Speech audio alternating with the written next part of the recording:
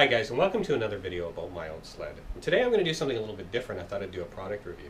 Now, I'm not a spokesperson for Bombardier or any other manufacturer.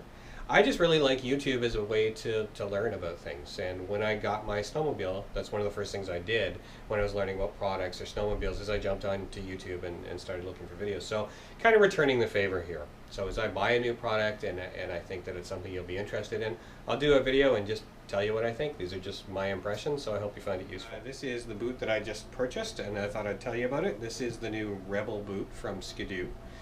It's a good all-purpose trail riding boot. It retails for, I think, $169. You can find more information about this on the Skidoo website. So it comes in a little bit cheaper than the new Tech Plus boot, so if you're not looking for something top of the line, I think that Tech Plus is $239. So at $169, it's not a bad deal.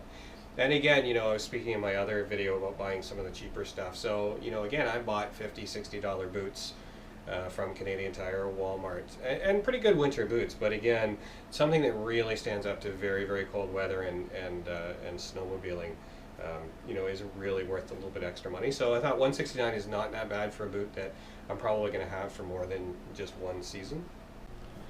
So, you know, in terms of just basic comfort, I found this a really lightweight boot. It's very stiff because it's also meant to protect your legs.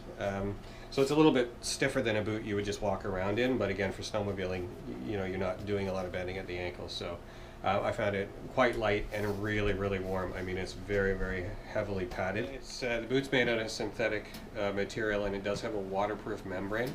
So again, having waterproof riding gear is really important on a snowmobile. If your feet get wet, just like your hands, you're going to get cold and you're going to stay cold. You're not going to have a chance to warm up out on the trail, so waterproof is really important.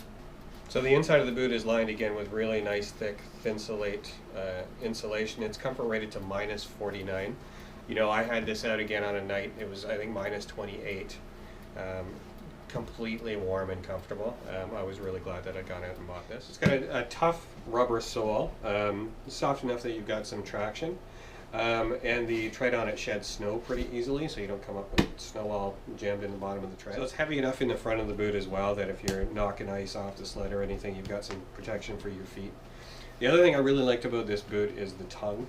So it really folds down. It's got a nice cut on the side, so it really folds down, makes it easier to get the boot on and off. Than some of my other snow boots that kind of just come all the way up to the top. So they kind of taper, and again, the tongue, really easy to put the boot on and off. In terms of the lacing, you know, the bottom portion of the lacing goes through fabric loops. So they're pretty heavy. I don't think that they're going to wear, but the one thing I do like about these, some of my other winter boots, they have a metal loop here.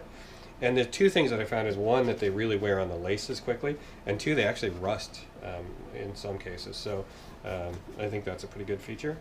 And then the top portion of the boot, you just hook it as you lace it, so they're really easy to lace up. So the one piece of advice that I will give you if you're considering buying these boots is go into a Skidoo dealer and actually try them on versus ordering them online. I was about to order a pair, and then I'm glad I didn't, because I actually went into a Skidoo dealer and tried them on, and I found I wear a 10, but in this boot I actually went with an 11. I just found with a thick pair of socks on, the 10 was a little bit snug, and actually the dealer told me that he thought I might want to go to a size up. So again, I bought a size bigger than I usually do, and they're quite comfortable. So I guess final word on the Rebel boots is they're good value for money. I found it for $169. I'm really pleased with the boot.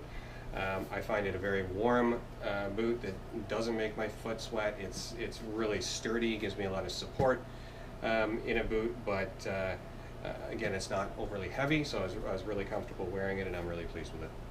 Okay guys, so if you have any questions that I didn't speak to in this video, then just post a comment and I'll do my best to answer. Hopefully you found that useful, and if you did, go ahead and hit like or subscribe, and I'll see you next time.